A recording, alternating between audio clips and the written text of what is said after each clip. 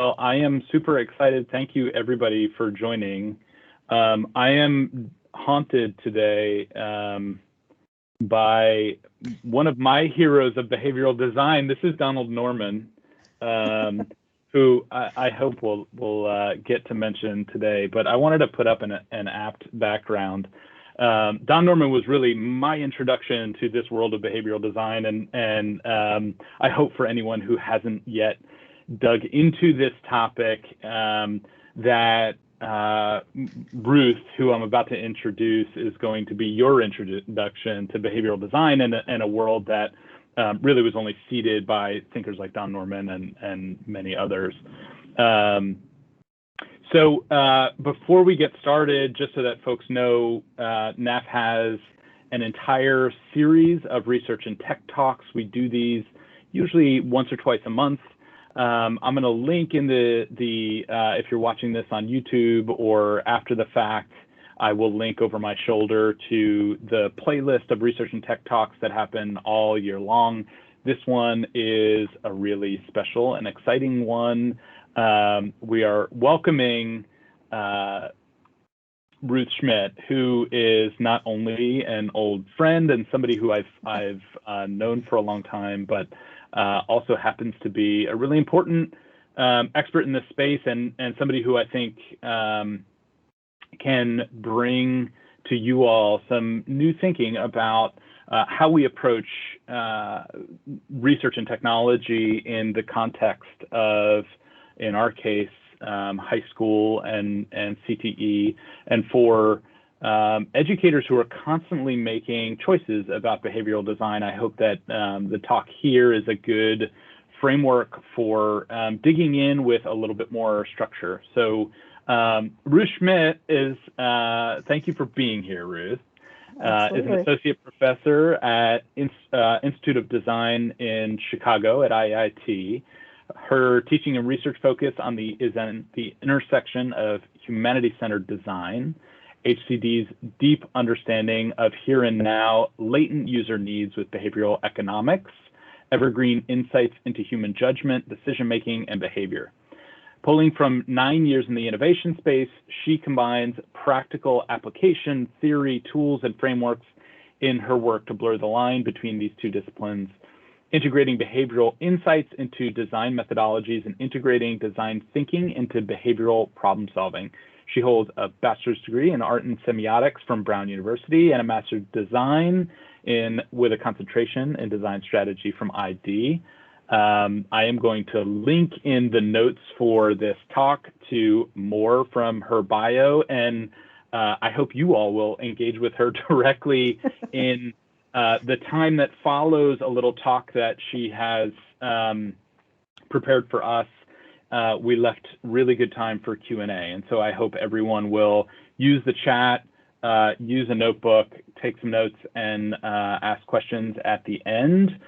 Any questions that don't come up at the end, we will definitely have asynchronous space for on YouTube and elsewhere, and I can always get Ruth Schmidt your questions. So Ruth, welcome. NAF Network welcomes you, and thank you so much for being here.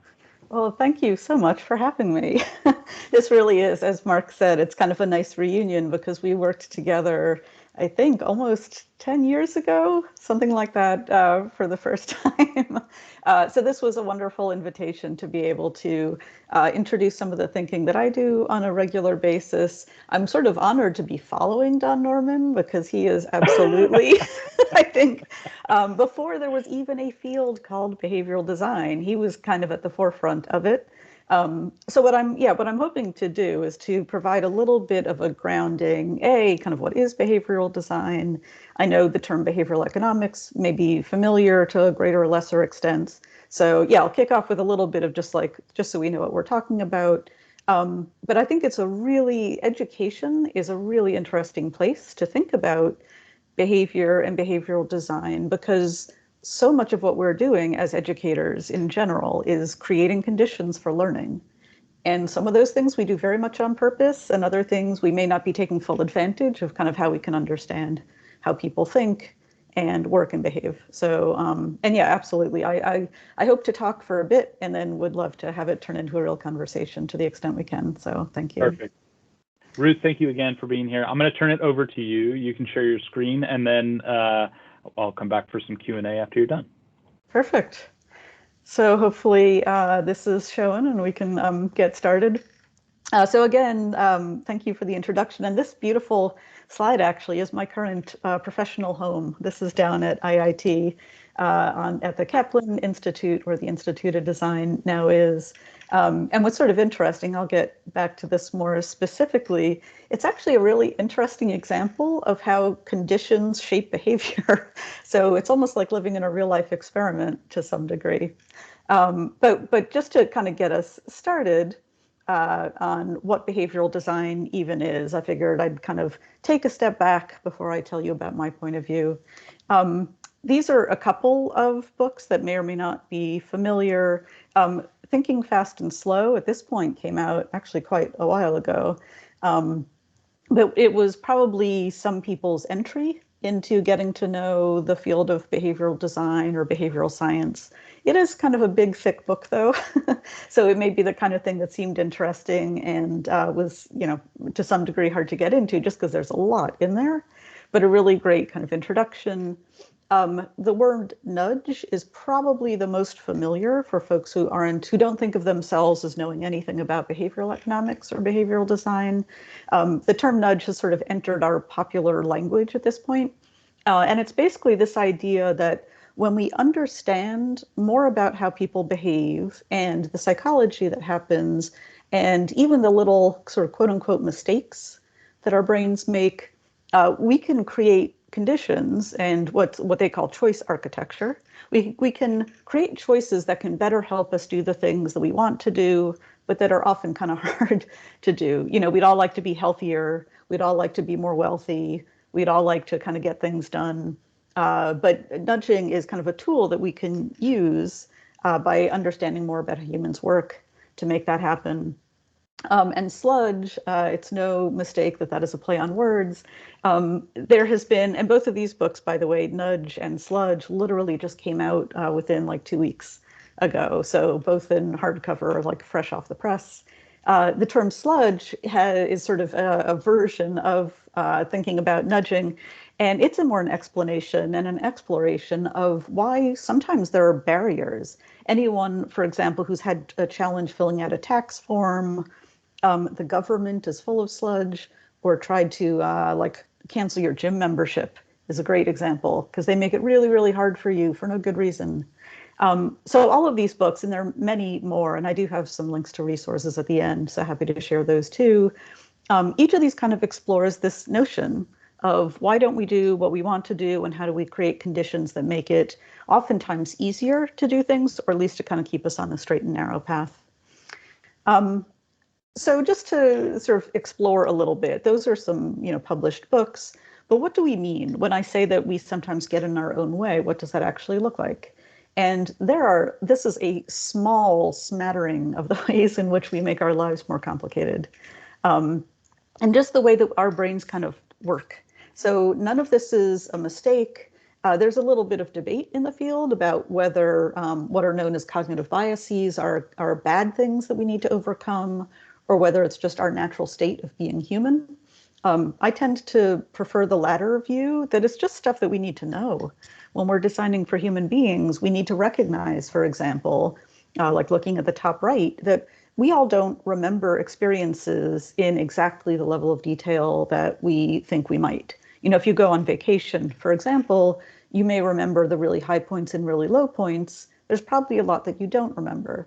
And looking, for example, down to the bottom left, we often think about really huge systemic barriers getting in the way, but sometimes it's really little things.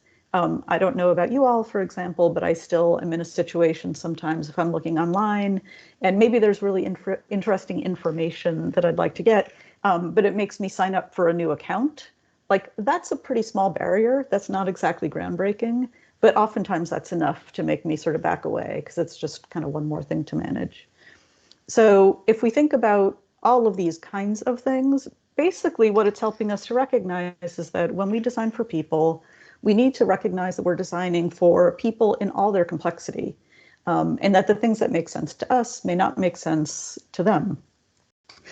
So if we think about that kind of as a starting point, it can help us to recognize why behavioral economics actually got sort of stood up in the first place. For many years, rational, quote unquote, rational thinking, the way economists like to think, suggested that we were always rational, that we did the rational thing, we had the right amount of information and we weighed it well, and that we acted in ways that suited our needs. But behavioral economics basically said, not so fast. This is a little bit too simple.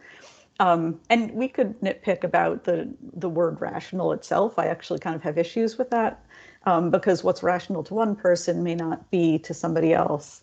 But the short story being that we often, I mean, any of us throughout the course of today have already made lots of decisions where we had to decide what to have for lunch. We had to choose shoes that maybe hurt our feet, but they look really nice. So we're not always rational, quote unquote.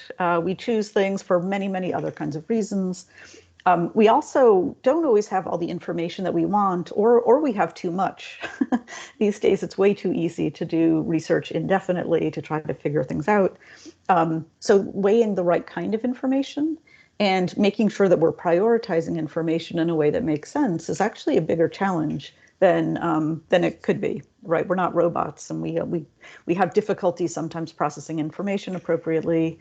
And then finally, acting in our own best interest implies that we're always eating the apple instead of the cookie. And actually what is even in our best interest is very situational frequently. It's about our context. It may be different culturally about what we feel is best. So the field of behavioral economics was actually initially created to say economic rational thinking is fine in theory, but it's not actually realistic. So if we understand what people do, that can actually help us quite a bit to understand how we might design better solutions and help people kind of stay on track about the things that matter to them. So that's, again, a very, very, very short history of why we got to where we are. What I want to switch to now a little bit is, well, what does that mean for us as educators / designers? So I'll use the word design and designer kind of broadly, meaning anyone who's creating an environment, right? As teachers, as educators, we're kind of designing all the time. We're designing lessons, we're designing curricula, we're designing environments that can help people to make sense of what we're teaching. So one of the insights that we can, first of all, start to think about is that we can't really fix people, right? So if we have these cognitive biases that get in the way, we can't just go in and monkey with people's brains and fix that. And in fact, it's sort of a fool's errand to think that we're going to change people's attitudes and change people altogether. But what we can do, and this is where behavioral science comes in, or I sometimes use the term, by the way, applied behavioral science, which has become more popular than behavioral economics, but it's kind of the same idea. We can think about designing what's called choice architecture, a choice environment. So we don't try to fix the human, but if we create a situation that makes it easier for them to do the right thing, that can really help. So in this case, for example, it could be that somebody really wants to study. They know they have to study, but they do everything but study, right? They're a procrastinator. Procrastination is a behavioral challenge that all of us suffer from. It has been shown that certain types of interventions, like what might be called a commitment contract, which could be formal or informal, but if you tell somebody, hey, let's go study together, it's much more likely that you'll follow through because A, you told them and you don't want to let them down, and B, you kind of keep each other accountable, right? There's something different about being in a social environment that helps you to do that. There's also been research that shows that if they take the role of a tutor, they actually become a better student themselves. And part of it, the speculation there, is that by kind of owning that relationship and feeling like you expect something important of me that I can give back, it actually helps me to buckle down and be good at what I'm doing. So I would consider both of those kind of behavioral interventions, right? Whether it's something like a commitment contract or thinking differently about how somebody reframes their role, those are both very helpful and they help people to kind of step up and be better. But then finally, one thing that I absolutely encourage my students to always think about too is that we can design smaller environments, but we also need to consider the bigger picture. And that's why I kind of like to use this image, this literal picture, to think about that. You can kind of see there's a guy walking behind there. This building is really beautiful. It photographs lovely, right? This is like a very stunning building. It's also kind of interesting because you can see every room from every other room pretty much. And what that does, it actually encourages certain kind of behaviors and it discourages others. So this is a bit of a reminder that as we focus on what we can control and we can design for what makes sense there, we also have to recognize that not everything is within our control. So this idea of choice architecture and conditions are kind of important to be thinking about. And what I wanted to do now is just introduce a couple of very specific examples, and then I'll conclude with a bit of a framework that I like to use, which hopefully you can kind of think about and take into use yourself. So again, education is full of kind of unintended behavioral interventions already. So things like teaching to the test is a great example of how we are biased to, if something is already set, oftentimes if it's quantitative, even more so, we're really likely to swing our behavior to start to address things, right? So that's an example of where behavior can kind of be unhealthy. And it can end up with what we sometimes call unintended consequences because it encourages us to do things that we may not want to do. And I was involved actually along with Marc many years ago in some of the things. And one of the issues that we were thinking about was how to encourage different kinds of learning that was maybe separate from formal education. And badges were a really interesting example of that. So you see behind the screen here, these are examples of badges from the Chicago City of Learning that occurred a couple of years ago. So badging is an interesting intervention also. They didn't think of it as a behavioral tool at the time, but being able, for example, to see concretely that there's something I can achieve is pretty powerful. And especially if you thought about badges and collections, for example, that these could help students both make a sense of progress. So being able to take a first step towards something is sometimes more important than we think. You don't go from being a novice to being an expert, but being able to create badges that were almost stepping stones is kind of a behavioral intervention. It's a way to help people to make sense and make progress in a way that's tangible and concrete and gives them bite-sized goals. So kind of cool in that respect. It also, in some cases, the term gamification was very popular a while ago. There always is a bit of a temptation. You know, badges are maybe one step towards that. Sometimes there can be a little bit, in my opinion, too much of the idea of turning everything into a game with points and, you know, and stars and kind of moving things up, because that has its own challenges, that it can become about chasing artifacts rather than actual learning. So this is just, again, a suggestion that nothing is perfect. None of these suggestions are absolutely right or wrong for any reason. But that kind of paying close attention to what is motivating in a true way versus what becomes just a game to be applied is actually something that we need to consider just generally when we're doing design. This should look probably like in some ways sort of very old-fashioned and traditional and familiar. The idea of just a genuine, like a boring old, like ordinary classroom, I shouldn't say boring, but a very typical classroom, interestingly enough, has its own behavioral conditions baked in. So not everything's about digital solutions. In this case, just even, you know, this is sort of that classic sage on the stage setup, right, where you have somebody up front and then you have a bunch of students. The very environment that this is set in is absolutely suggesting certain kinds of behaviors, right? This feels very different than if you had an environment that was more fungible, for example, where people could have breakout groups and have conversations. It also encourages a few different things that we need to think about as designers and educators. First of all, just that sense of identity. If folks think of themselves purely as a student, for example, versus as a student/tutor, like that example that I gave a couple of slides back, it frames what our expectations are of ourselves. So recognizing how people think about themselves, and also kind of what they come in with, right? What is the role that I'm sort of supposed to play, can in some ways limit what we even expect of ourselves. So that's a kind of interesting thing to think about when we want to mix up how people are interacting. There's a huge amount of research on the importance of social norms. which is obviously very important when we think back to things like high school. There's probably no time more significant than high school where your social sense is reinforced and incredibly important. But that doesn't really go away. And oftentimes we're reading signals of what other people do to gauge what is right for us. And it has a lot less to do often with our personal confidence than just that kind of check on like what good looks like and what normal looks like. So recognizing that social norms, there's been research done, for example, this is more in like conference and kind of higher education academic settings, that if a woman asks the first question after a lecture, it's more likely that other women will be encouraged to ask questions, right? And that doesn't sound like it's very explicit, but it actually makes quite a difference. So the social norms are important there. And then finally, kind of related to both of these, we never come to any situation as a blank slate.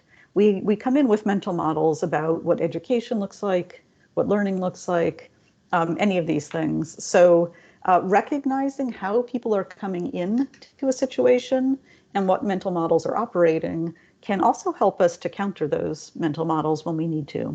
But recognizing that people are probably coming in with preconceived notions is actually quite important when we want them to shift those notions.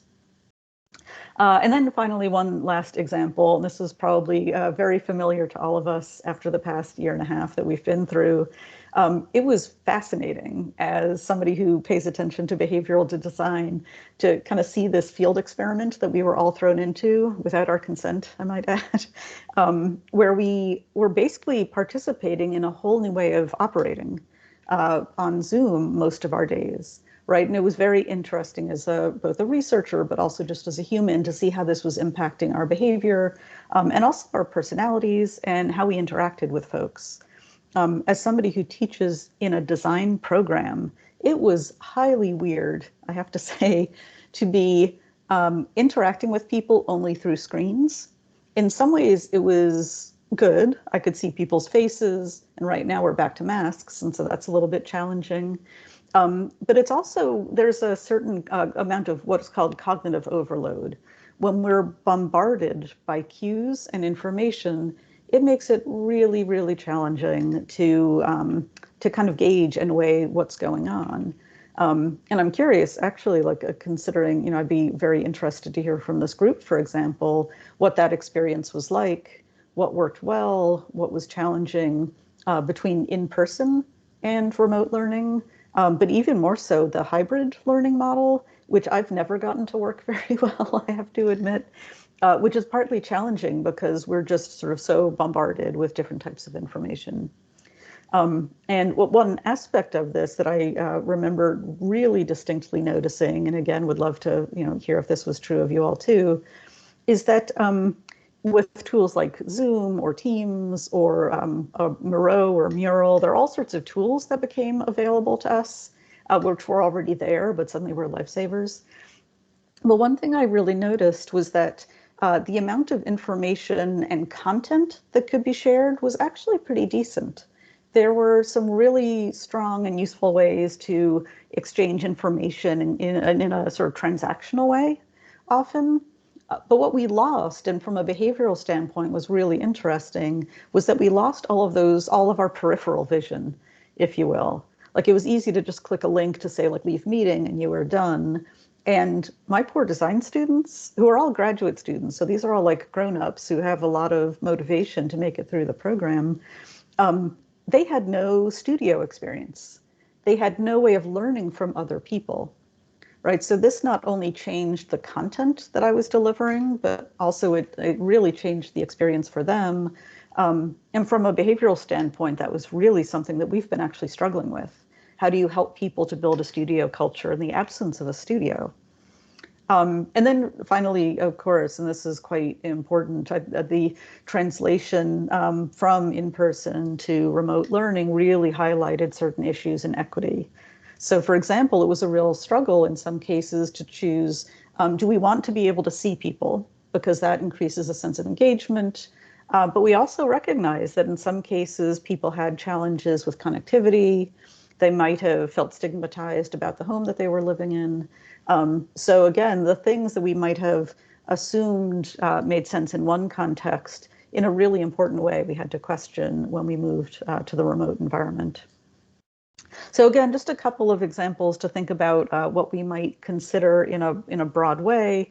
And then what I wanted to close with a little bit, just as for using those as thought starters, is a bit of a model that I use pretty much every day. I like to think of it in some ways as, I call it a universal behavioral model, which sounds very grand, but it's basically because I've never met a behavioral challenge where considering these four things isn't useful. And they're not always useful to the same degree. Different challenges need different solutions. But I wanted to introduce this as a way that it might be a useful model to think about some of the situations and the context that you might be dealing with as well, to see how it might provide a different light on how we might solve for things. So starting in the middle, which in some ways is kind of the foundation, is how people think about who they are. It's really interesting that there are a lot of behavioral biases, these little mistakes that our brains make, which I think are actually really, really grounded in the sense that we're very oriented towards narrative. So you may, for example, have heard of something called confirmation bias. This comes up a lot in behavioral discussions of like political party tensions, that you only recognize and pay attention to the things that reinforce your beliefs, and you kind of throw out the things that don't make sense. Part of the reason that that's really so sticky and it's a really difficult bias to overcome is that basically it's reinforcing a story that you know your role in, that you feel comfortable in. So all these things that kind of make sense in terms of your identity, your sense of kinship, and what you value and what you surround yourself by. And it's not random at all. It's because there's a story that you tell yourself, which sort of helps you to make sense of the world. And it makes it really easy to kind of push things that don't fit that story off to the side.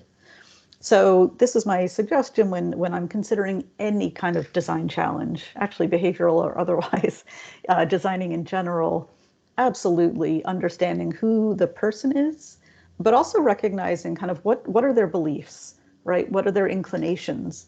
And what makes sense to them. And if you come up with a solution that doesn't make sense to the story they're telling themselves, that can be a really difficult fit. So that's something that I always encourage my students and when we're thinking about behavior to think about. The second big category here is around this notion of cognitive effort. So I described that specifically in the context of Zoom, where cognitive overload, we just sort of too much stuff. I don't want to see myself on video, all these types of things. This is a very important area for behavioral design because there are frequently times when our struggles with making a good decision are very much to do just with the fact that we have too much stuff to navigate. We don't have a good way of working through all the content. And it's that amount of effort that we are taking to even just make sense of things that makes it really, really difficult to make any decision, let alone a good decision. So there are a couple of ways that from a designer and a sort of solution standpoint, we can think about solving or at least digging more deeply into cognitive effort that can be helpful. So one piece of that is simplification. I mentioned with the badges, for example, that one thing that was incredibly useful about that, and we see this all over the place in education, being able to make sense and to take small steps and to make bite-sized progress. Duolingo, actually, my husband was using that to learn Spanish, that's one of the keys to why that seems to be sticky as well. If you're able to make small steps and to make concrete progress little by little, it increases a sense of, I don't need to become an expert, but also it means that it's crafted in a way that you sort of learn smaller things individually. So that notion of simplicity is really powerful, much more so than we would think, and can make cognitive effort a lot easier. Structure itself, again, anyone who's created a good lesson plan probably knows this too. And it was interesting seeing the transition to Zoom, how structure in some cases was even more important in remote settings because you didn't have some of those cues to work from. So creating a structure. If you think about, for example, a library that didn't have any divisions between types of books, it would be impossible to navigate. Same is true when we're designing solutions for anything else. right? Creating a structure and, again, sort of thinking about the mental models that people make sense of. And then finally, salience is really important. And that's a sort of a fancy word for saying that if people are already primed to be receptive to something, it's that much more effective. It reduces that sense of effort that they need to take.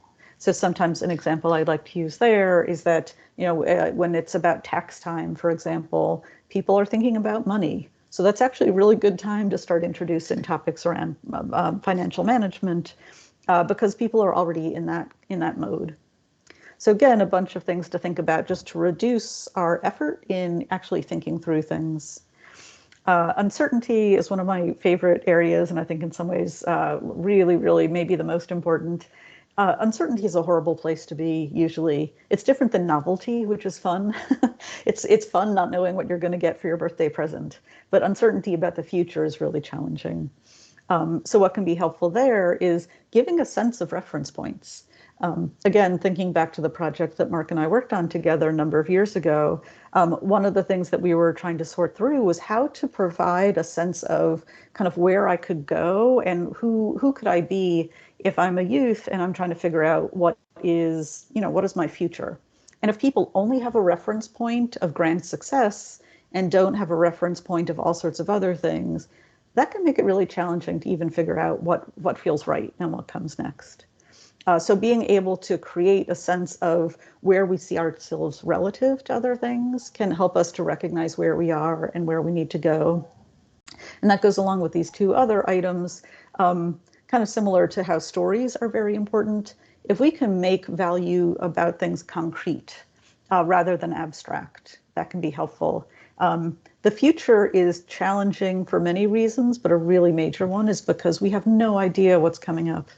Whereas the temptations that we might have about playing video games over homework, like that's a very concrete trade-off that is occurring right in the here and now. So making the future and kind of good choices really concrete can be helpful because it helps us to be able to weigh our options better. And then that notion of trade-offs. We are always choosing one thing rather than another, but understanding what's underlying those trade-offs and why certain things may feel better or worse can help us to frame trade-offs that are actually going to make sense to somebody and again, help them to make sense of the world. And then finally, kind of our last one is sometimes we've taken care of all these other things. We know who people are, we've reduced effort cognitively, and we've reduced uncertainty, but it's still really hard to jump into action.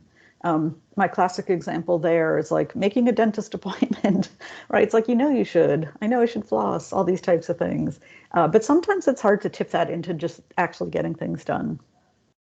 So here, again, a few things that I recommend thinking about, recognizing where there is friction or where there are barriers and when to reduce them, but also in some cases when to heighten them. So it can be very useful, for example, to build in moments of reflection. That's what I consider positive friction. If somebody is learning something and they're trying to steamroller right through, that can lead to not very good results because people are in such a rush that they don't actually take the time to stop and think. So friction itself is not always good or bad. I want to make that clear. Another very useful thing to think about is notions of ownership. So when I was mentioning a couple slides back about this idea of a commitment contract, for example, where I feel accountable and I'm owning my own responsibility, that's a great example of having skin in the game, as they say. So that can be very powerful. And then finally, just thinking about incentives to action. And to make it clear, that's not about financial incentives, but creating urgency. There's a reason that we all respond to deadlines. It's because I have a great incentive to get things done rather than let them slip. Even if I wait till the last minute, building in those friction points through incentives can also be useful. So I've done enough talking. I know I did want to leave, and again, I will leave this behind, and this is just a small set. These are things that I continue to go back to again and again, so wanted to save them and share with you. Behavioral Scientist is a wonderful online magazine, and I often recommend that to people as sort of a good starter point, because it can open up your horizons to all sorts of things that may be really useful. And then there's no shortage. Lord knows there's a podcast for everything these days. And there are like a bazillion behavioral podcasts, but Behavioral Grooves happens to be a really well-known one. And then these last two are sort of, again, good jumping off points. for folks who are interested in seeing where the field is going, or things that you don't have to become a behavioral designer, but there are some good books that can sort of start to open your eyes potentially about what are interesting things to pursue from there. So with that, would love to have a bit of a conversation as we want. And again, I will make sure that this is available after the fact so folks can join and check those out at their leisure.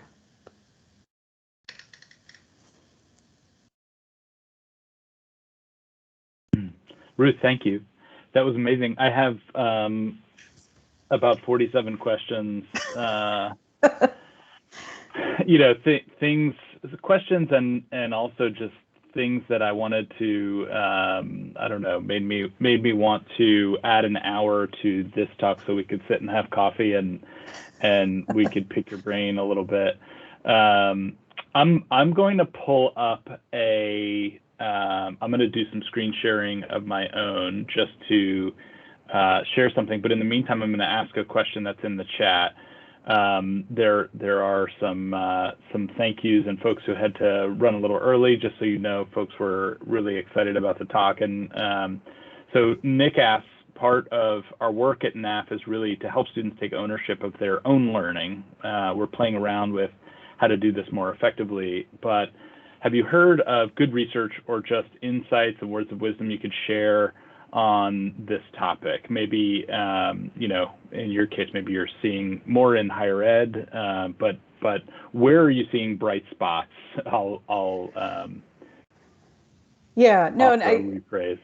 I think ownership absolutely is really important and interesting in education, because oftentimes when I was talking even about the role that we play, it can too often be the case where there's an assumption. I'm not saying from anyone who's listening to this now, but like the teacher's on stage and then the student is kind of an audience member. And that kind of dynamic doesn't necessarily set you up for a ton of ownership. So one of the ways in which I know that ownership can be very powerful is even within a classroom setting. So helping, for example, and I realize, again, I'm speaking more from a graduate student audience, but I've seen this work elsewhere too, and I know that it's effective. Having individuals, having students kind of run portions of things, being able to be held accountable, because you know that both your team may be counting on you if you're working in a team, or recognizing that you are considered the expert for a short amount of time. There's something actually very powerful. It's a combination of feeling like you're owning something, but also, even if you haven't earned that expertise yet, being considered, it's sort of one of the reasons why that tutor role I've seen be very effective. And again, there's research that shows this. It's because it's almost like you inherit that role and then kind of work your way into it. So ownership in not just responsibility, but really in action and kind of embodying ownership can feel very scary and a little risky, but can also pay really big dividends, because it gives students an opportunity to kind of rise to the occasion before they feel they're ready in that regard. Another kind of interesting sort of maybe different sort of version is also having students, for example, not just take a subject that's been given to them, but being able to, for example, like define for themselves, maybe not just a topic that they're reading, but also what success looks like for them, right? So ownership can also take the form of setting your own goals and your own expectations. So that way you're the one who's in charge, and it's kind of like you're the one who's letting yourself down if you don't make it. But it's empowering for somebody, students aren't always felt empowered about things. So it can also kind of heighten that sense of, hey, this is something which is important that I can be responsible for. So those are kind of two specific examples that I know there's research on and have also seemed work particularly well. Yeah, Nick is just saying there are a lot of parallels with work we're doing in participatory action research recently, which I mention out loud so that folks who don't know can go and find our toolkit for PAR. The PAR toolkit is available for the NAF network, and there was a great blog post recently written by our Dee Chambliss, and folks can check out that work. But I think that's a really interesting parallel, Nick. It makes me think a lot. There's also a link in the chat if folks want to link to it. One of the things I wanted to go further on is, you talked about COVID, and you were teaching your own classes during COVID, and I love this phrase of positive friction for all kinds of reasons. And I wonder if just for a moment, to have you just reflect on the positive friction from your last year of teaching, and are there, I guess the question is, what have you learned about behavioral design through your own practice having to change in the last year? Yeah, no, I love that question because it really was kind of a fascinating, I mean, for all of us, right? Not just me, but yeah, I think as somebody who focuses in this space, having that additional lens. So even that, I'll call it an insight, but that notion of kind of content delivery versus peripheral vision, I realized people sometimes think of those accidental things as just extras, and they are so not. That to me, actually, that serendipitous, they used to call it water cooler conversation. I don't know if water coolers are still a thing. But that, in my mind, is actually positive friction, right? This sort of accidental, I walk by something and I'm distracted by work somebody is doing, and that makes me sort of pause and reflect. So in my own work, in my own teaching, I think part of in seeing what we needed to compensate for, it was trying to think about how might we introduce positive friction in a world that had suddenly become very, very scheduled. That was a very weird shift. So part of, I think, as I reflected on it as a practitioner and as an educator, was to think about how do we instill that. I think another kind of really strong example for me personally, too, was that, I've been teaching for a long time.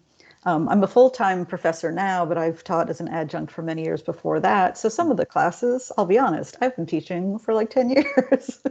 and they change and you update them as we all do. But there was a certain rhythm to what you did in a classroom. And it was really challenging and it was pretty painful at the time. But I remember that summer of 2020 when we had to reconfigure classes for the fall. And I had to basically rethink classes. And it was less about rethinking the content, but it was a ton about thinking about how do I engage people and how do we have rich conversations in a world of breakouts? And how do we think about how to make sure that people aren't just, retreating into the darkness, which is a lot easier to do in an online world.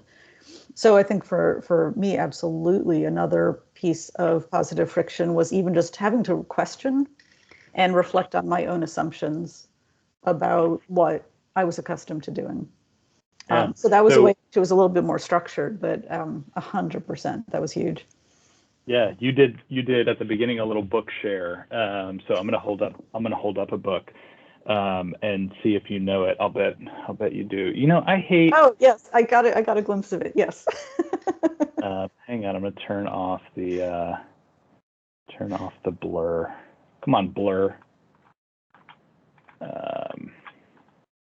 Here we go. Yep. So a pattern language, right? So this book, a pattern language, town buildings and construction. There are 9 authors of this book, so I won't read them all, but everybody should, who is interested in this topic, should check it out.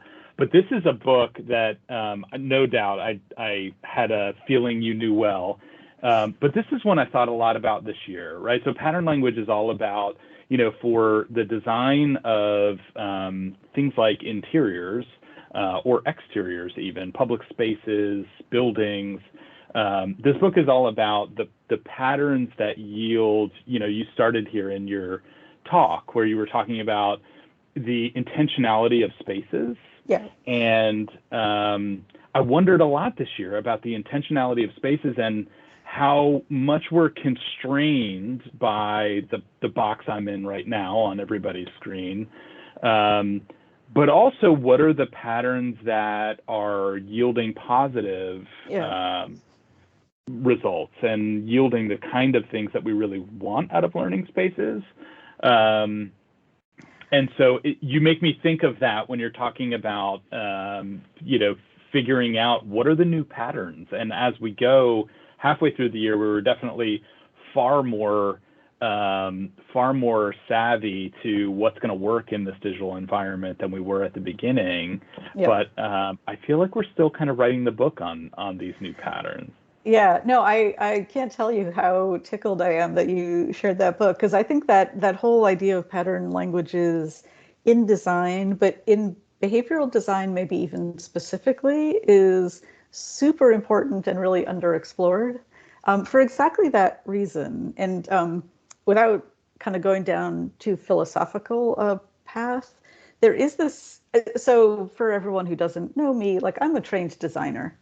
Design is where I came into behavioral design. And there is a lot of conversation in the field of behavioral design, behavioral science, which is very much driven by experimental empirical research. So people who design experiments and kind of figure these things out. And applied behavioral science is often about, we know there's a bunch of, we understand more about the human brain and how we can design better. But I think the missing link, and where design can really, really help the conversation, is in exactly that. I think design-minded folks, and again, I'm using the word designer broadly. Sure.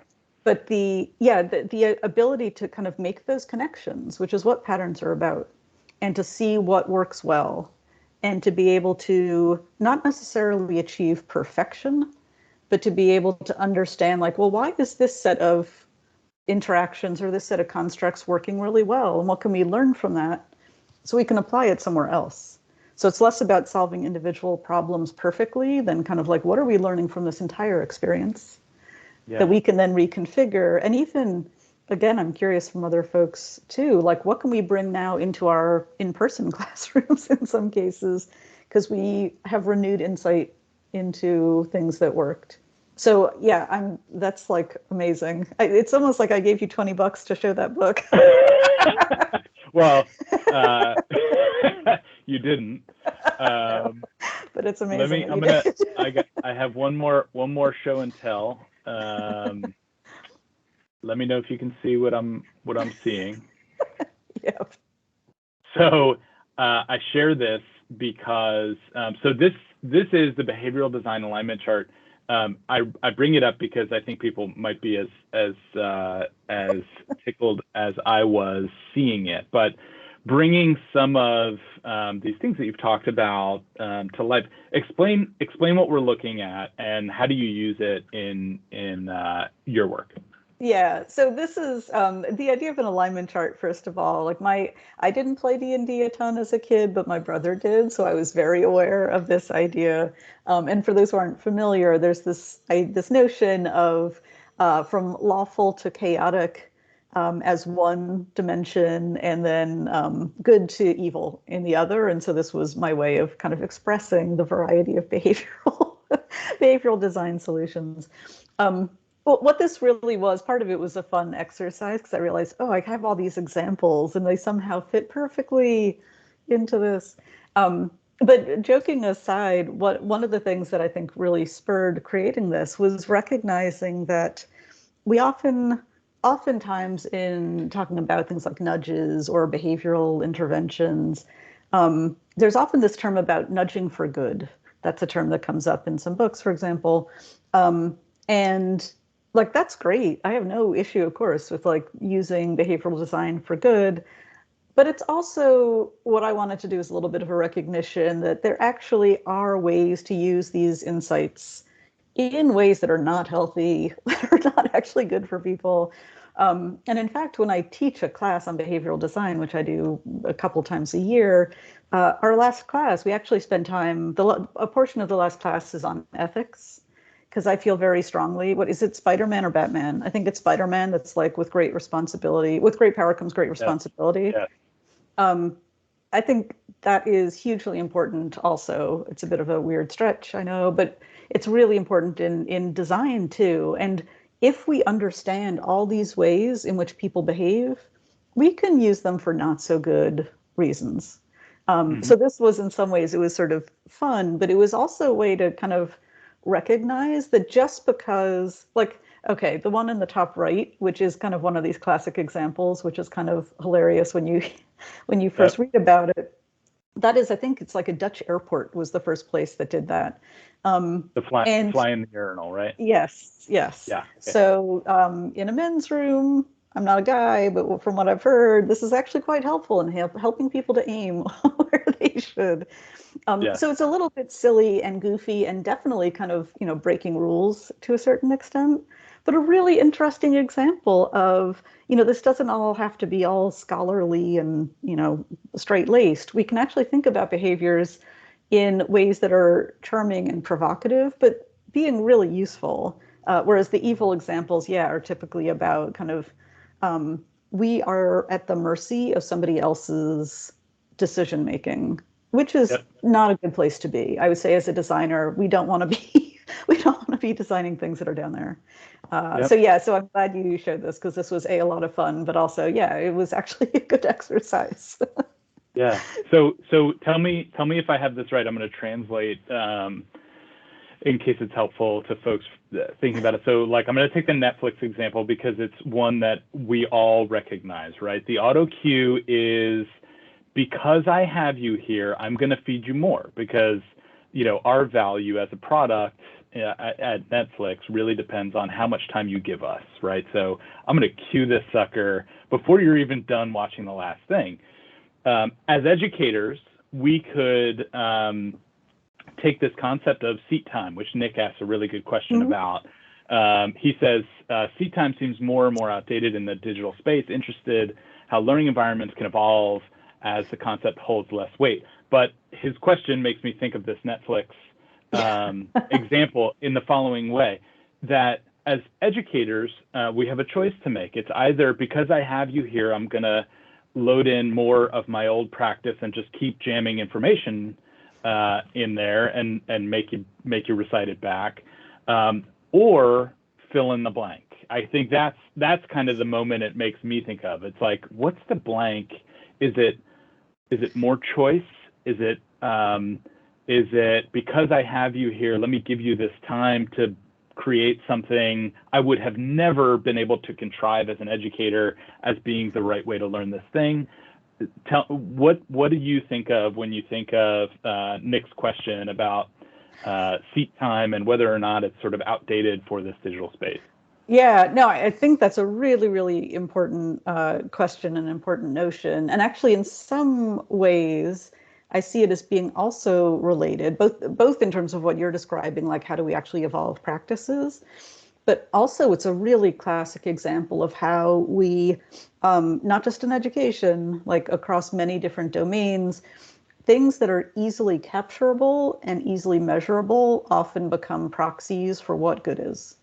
Mm, Right. So it's like teaching to the test in some ways is sort of a similar thing. Like, here's this thing out there that we know we're going to need to do. And so, like a magnet, it kind of pulls attention and it pulls practice because that's what we are fulfilling. I think the seat time idea is very similar, coming from more commercial professional practice outside of academia.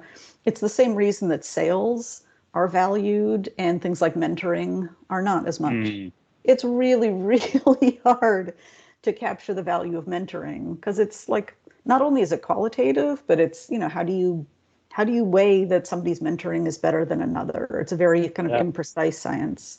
Whereas you can look at sales numbers, you can look at quantifiable stuff, and that's super easy. It's easy to measure, it's easy to rank, it's easy to rate people and combine things.